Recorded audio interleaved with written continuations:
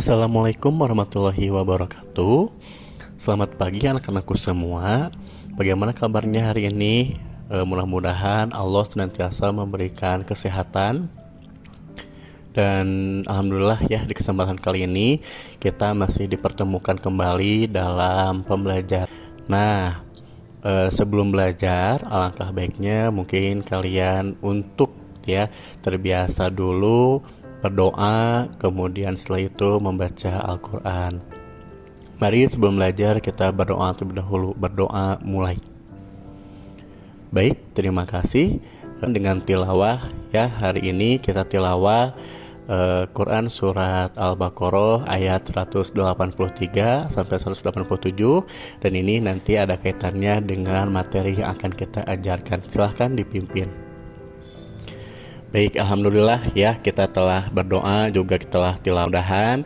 Di pagi hari ini kita bisa mendapatkan pahala, baik dari pahala membaca ataupun dari pahala kita mendengarkan bacaan Al-Quran. Baik anak-anakku sekalian, alhamdulillah di pertemuan ini kita memasuki materi baru terkait dengan puasa.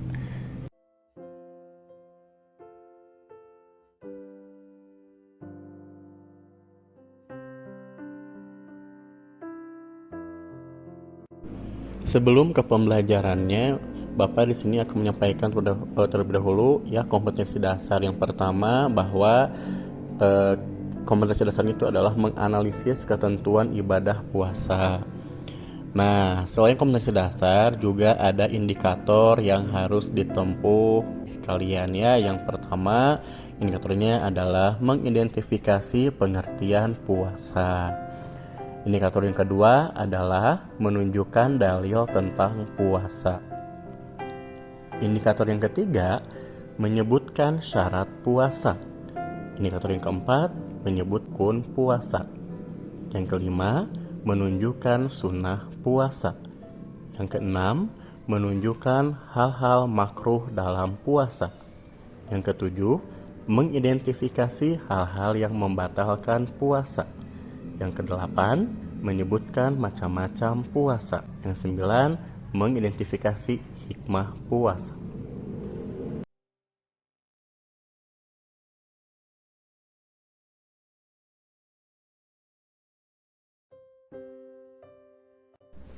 Baik, setelah kalian mengetahui kompetensi dasar dan juga indikator pembelajarannya, kita memasuki kepada materi pembelajaran tentang puasa.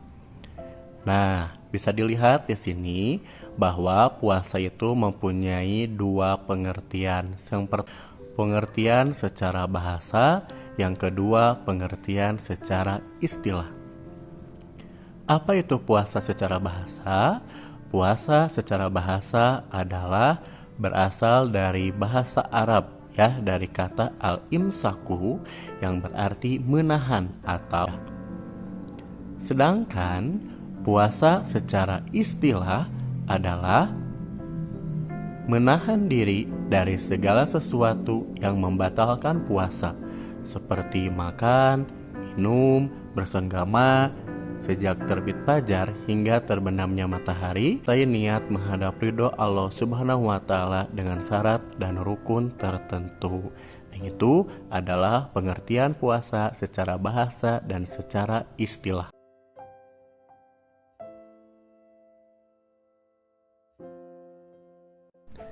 Selanjutnya, kita menginjak pada materi tentang dalil tentang puasa.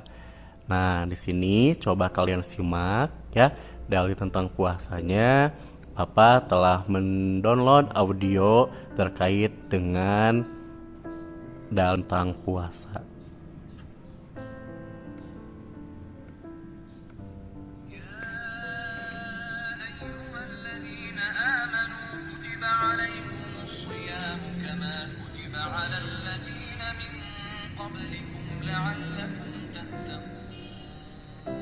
Coba disimak sekali lagi.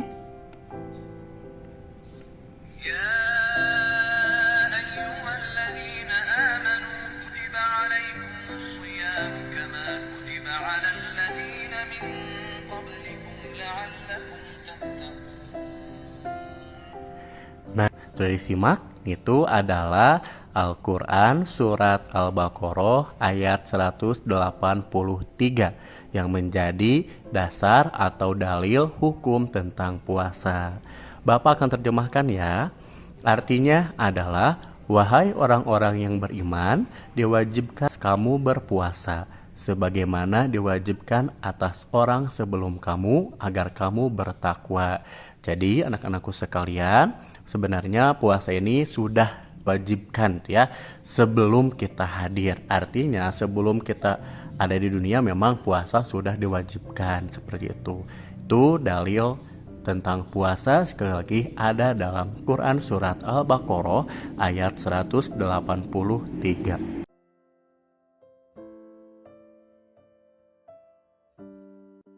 Nah, selain Quran Surat Al-Baqarah ayat 183, dalil tentang puasa juga ada dalam Quran Surat Al-Baqarah ayat 187.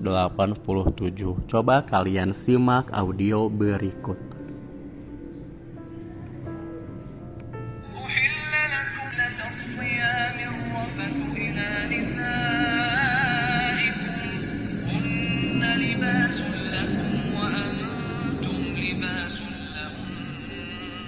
علم الله أنكم كنتم تختانون أنفسكم فتعليكم وعفى عنكم فالآن باشروهن وابتغوا ما كتب الله لكم وكلوا واشربوا حتى يتبين لكم الخيط الأبيض من الخيط الأسود من الفجر ثم أتموا الصيام إلى الليل ولا تباشروهن وأنتم عاكفون في المساجد تلك حدود الله فلا تقربوها كذلك يبين آياته للناس لعلهم يتقون.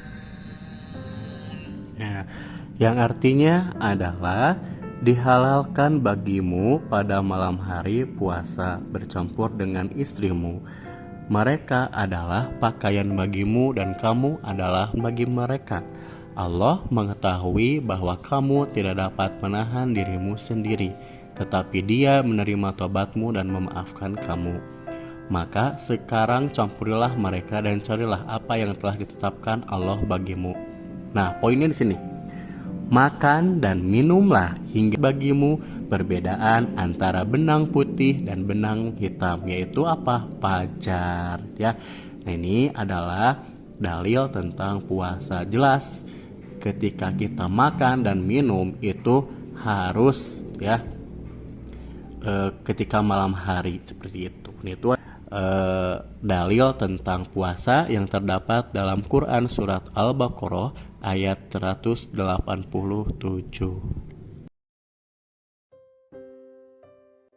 Baik, setelah kalian mengetahui ya tentang puasa baik secara istilah ataupun secara bahasa, juga telah mengetahui tentang dalil puasa, maka yang selanjutnya adalah adanya syarat puasa.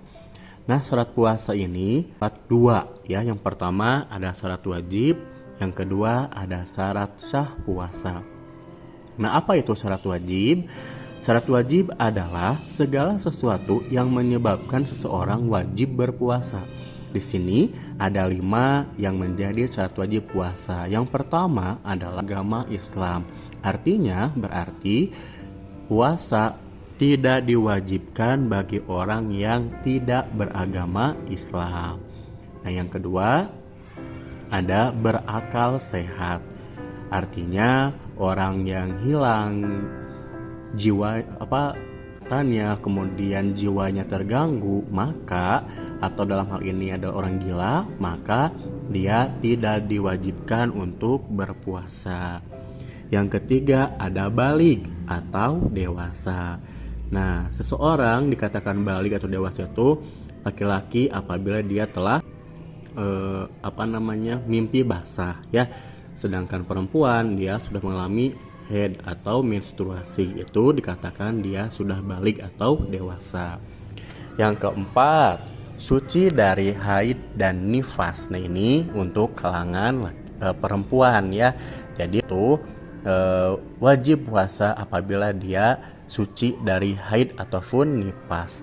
Sedangkan yang kelima adalah mampu melaksanakan puasa. Artinya orang yang tidak mampu berpuasa maka bisa digantikan dengan fidyah. Contohnya misalnya orang yang sudah tua sekali itu ya, kemudian dia tidak mampu berpuasa, maka dia bisa menggantinya dengan fidyah. Nah untuk pembahasan fidyah dan sebagainya insya Allah nanti dibahas di pembelajaran selanjutnya. Itu adalah syarat wajib puasa.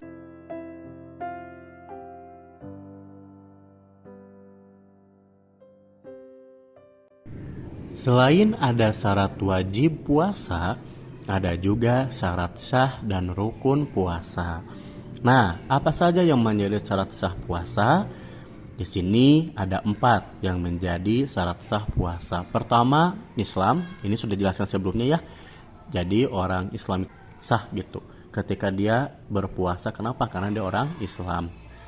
Yang kedua ada mumayyiz. Apa itu mumayyiz? Mumayyiz adalah orang yang dapat membedakan antara yang baik dan yang buruk. Yang ketiga ada suci dari haid dan nifas. Dan yang keempat syarat sah puasa itu adalah bukan ya pada hari-hari yang membatalkan puasa. Seperti ketika 1 Syawal itu kan semuanya merayakan Idul Fitri, maka kita tidak boleh saum atau tidak boleh puasa ketika pada 1 Syawal. Kenapa? Karena itu kan orang-orang semuanya makan ya dan minum, makanya kita tidak boleh puasa pada hari-hari yang memang diharamkan untuk berpuasa. Nah, yang selanjutnya ada rukun puasa.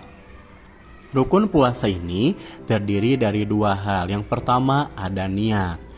Apa itu niat? Niat adalah bersengaja untuk melakukan puasa.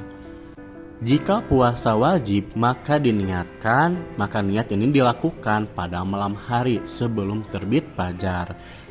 Dan jika puasa sunnah, maka ini boleh. Niatnya itu dilakukan ketika sebelum matahari tergelincir. Jadi kalau misalnya kita puasa wajib dan niatnya itu adalah siang hari, maka itu tidak boleh ya, maka harus diniatkan ketika malam hari untuk puasa wajib.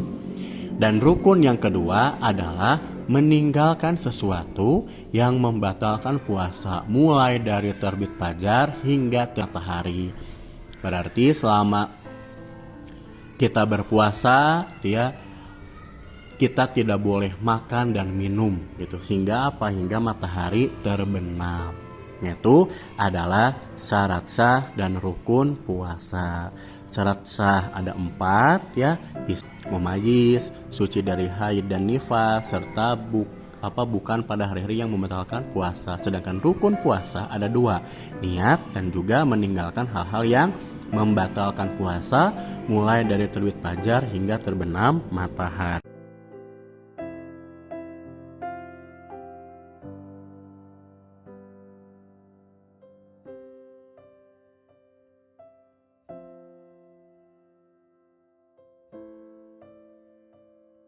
Selanjutnya adalah sunnah ketika berpuasa. 1, ada makan sahur. Nah ini sunnah ya.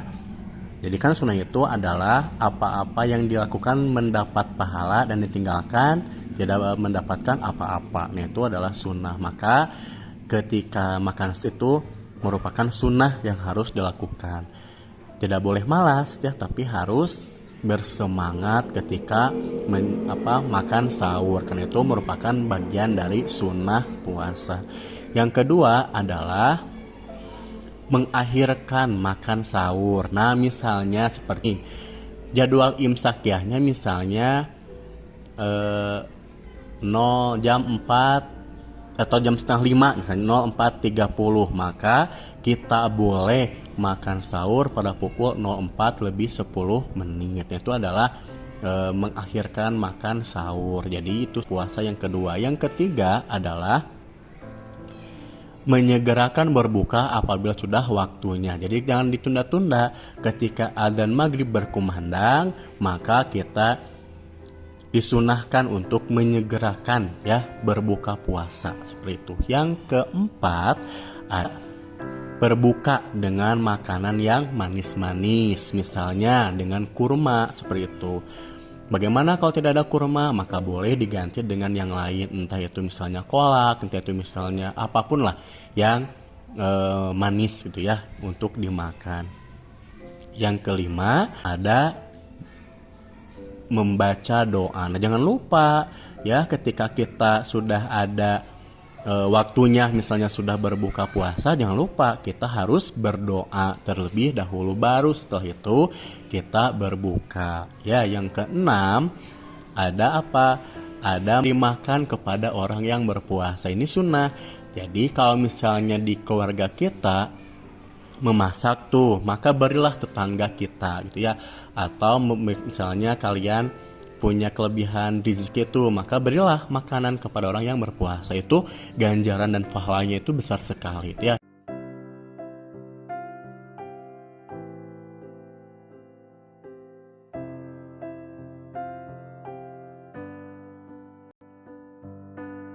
Yang ketujuh ya dari sunnah berpuasa ini adalah tadarus atau membaca Al-Quran. Jadi kalian wajib itu ya membaca Al-Quran gitu.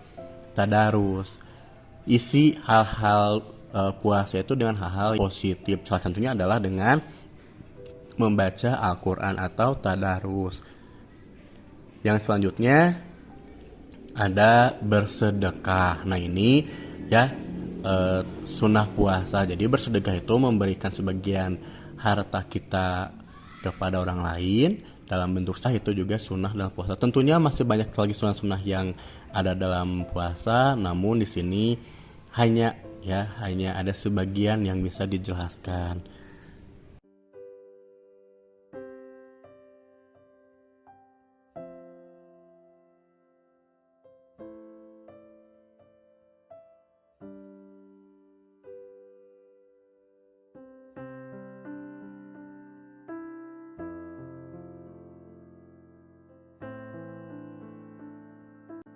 Nah, materi selanjutnya adalah hal-hal yang makruh ketika puasa. Apa itu makruh? Makruh itu adalah perbuatan yang dilarang oleh Allah dan Rasul-Nya kepada mukallaf, namun bentuk larangannya tidak sampai kepada haram, tapi kan ditinggalkan ketika kita berpuasa. Nah, apa saja hal-hal makruhnya? Yang pertama adalah berkumur-kumur secara berlebihan. Ini yang menjadi makruh. Kenapa bisa makruh? Karena nanti dikhawatirkan atau ditakutkan airnya itu bisa teroleh kita ketika kita berpuasa. Maka tidak boleh kita berkumur-kumur terlalu berlebihan ya ketika berpuasa. Yang kedua adalah menyikat gigi. Itu juga sama ya, jadi hal yang makruh. Kalau mau menyikat gigi itu adalah misalnya 2 atau 3 menit sebelum adzan subuh berkumandang, itu boleh kita menyikat gigi itu ya gitu. Nah, kemudian yang ketiga adalah bersiwak. Bersiwak ini walaupun pada adalah sunnah, tapi ketika bulan puasa maka itu tidak boleh dilakukan, itu makruh hukumnya gitu ya. Jadi bersiwak itu kan membersihkan gigi tuh dengan akarnya yang ada khusus gitu. Itu juga sama, tidak boleh kita dilakukan ketika bulan puasa. Itu hukumnya adalah makruh. Yang keempat adalah mencicipi hidangan atau meskipun tidak ditelan, itu juga sama, hukumnya adalah makruh ya. Yang kelima adalah memperbanyak tidur ketika di waktu siang, itu juga makruh. Ya kita tidak boleh misalnya begitu selesai sahur kita tidur hingga pukul 3 sore baru itu bangun kembali, itu tidak boleh ya. Tapi melainkan apa? Melainkan isilah puasa kita dengan hal-hal yang positif seperti tadi, misalnya tadarus, kemudian belajar dan sebagainya. Itu adalah jadi ketika memperbanyak tidur itu justru itu menjadi hal yang makruh. Yang selanjutnya berbekam ya. Nah, berbekam ini juga merupakan hal yang makruh ketika dilakukan pas bulan puasa. Nah, yang terakhir adalah disuntik. Ini juga makruh ya.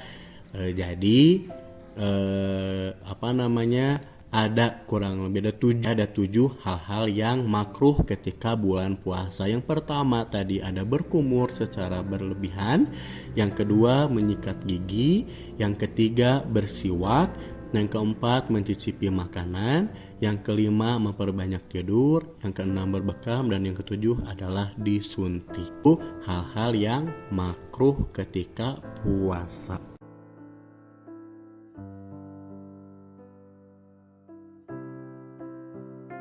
Nah, setelah mengetahui ya tentang hal-hal yang makruh ketika dilakukan bulan puasa, maka yang selanjutnya adalah adanya hal-hal yang membatalkan puasa. Apa saja? Yang pertama, makan dan minum dengan sengaja. Jelas ya, makan dan minum dengan sengaja ini dapat membatalkan puasa.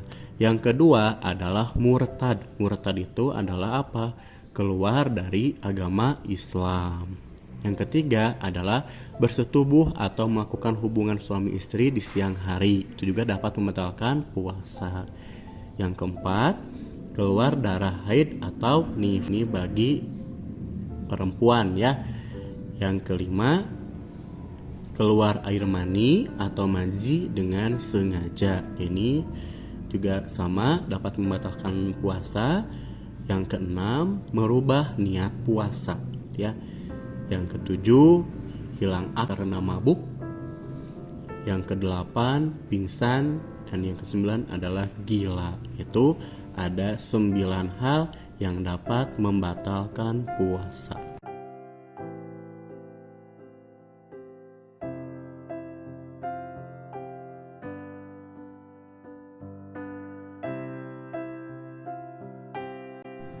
Materi selanjutnya adalah berkaitan dengan macam-macam puasa. Di sini puasa terdiri dari 3 macam. Pertama ada puasa wajib, yang kedua ada puasa sunnah, yang ketiga ada puasa haram. Nah, apa itu puasa wajib? Wajib adalah puasa yang memang diwajibkan. Hukumnya wajib dan wajib dilakukan bagi orang Islam. Apa saja yang termasuk dalam puasa wajib? Pertama, ya, tentunya ada puasa Ramadan. Jadi puasa yang dilakukan ketika di bulan Ramadan atau Ramadan. Yang kedua, puasa nazar. Nah, puasa nazar ini adalah puasa yang apabila seseorang bernazar atau berjanji ya untuk melakukan sebuah puasa atas tindakan yang dia lakukan. Yang ketiga ada puasa kifarat. Nah, puasa kifarat ini adalah puasa sebagai penebus kesalahan, sanksi ataupun denda atas pelanggaran yang dilakukan. Nah, ketiga puasa ini hukumnya wajib untuk dilaksanakan. Sedangkan puasa sunnah adalah puasa yang dicontohkan oleh Nabi Sallallahu Alaihi Wasallam. Itu hukumnya sunnah ya. Sunnah saya ingatkan kembali, sunnah itu adalah hal-hal yang dilakukan mendapatkan pahala, ditinggalkan tidak mendapatkan apa-apa. Nah, apa saja puasa sunnah itu? Di sini ada beberapa yang termasuk puasa sunnah. Yang pertama ada puasa 6 hari di bulan Syawal. Yang kedua ada puasa Senin Kamis. Yang ketiga ada puasa Daud ya. Puasa Daud itu puasa 1 hari tidak 1 hari buka gitu ya, seperti itu. Atau 1 hari puasa 1 hari buka seperti itu. Kemudian ada puasa Arafah. Kemudian juga ada puasa Asyura. Ini puasa Asyura itu adalah puasa pada tanggal 10 Muharram. Kemudian juga ada puasa pertengahan bulan Sya'ban, yaitu 13, 14, 15 di bulan Sya'ban. Dan yang ketujuh ada puasa Ayyamul Bid atau puasa yang dilakukan di pertengahan bulan Mariah gitu ya. Seperti apa? Seperti misalnya puasa pada tanggal 13, 14, 15 di bulan Hijriah, di bulan Hijriah ya, seperti itu. Kemudian yang ketiga ada puasa haram. Ini puasa yang haram dilakukan ya Apa saja yang termasuk puasa haram? Nah, ada di sini ada 4. Pertama, puasa saat Idul Fitri atau Idul Adha.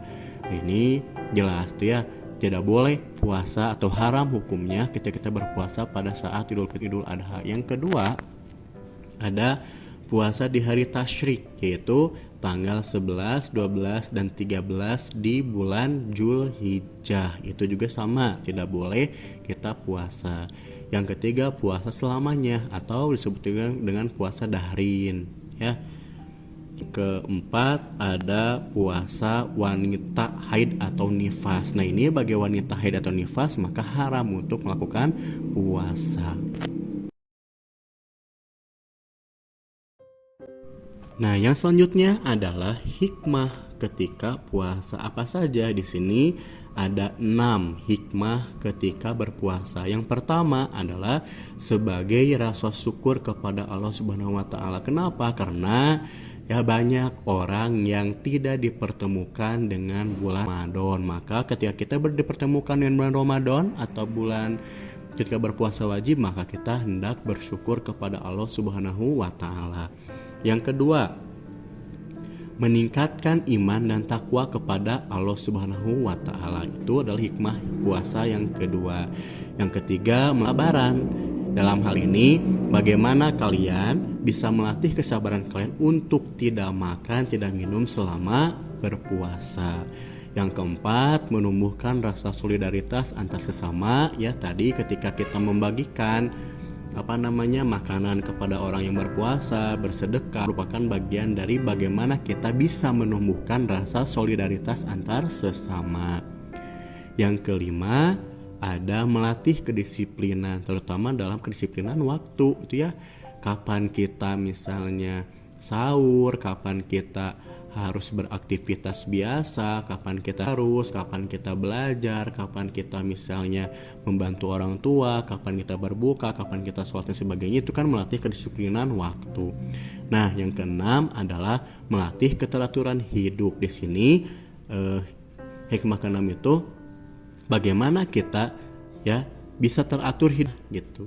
Mulai dari tadi bangun, kemudian kita misalnya makan, kemudian kita beraktivitas, kemudian kita misalnya berbuka, kemudian kita sholat tarawih hingga tidur kembali. Itu kan merupakan bagaimana kita melatih keteraturan hidup. Nah, itulah 6 hikmah yang dapat kita dapatkan selama kita berpuasa.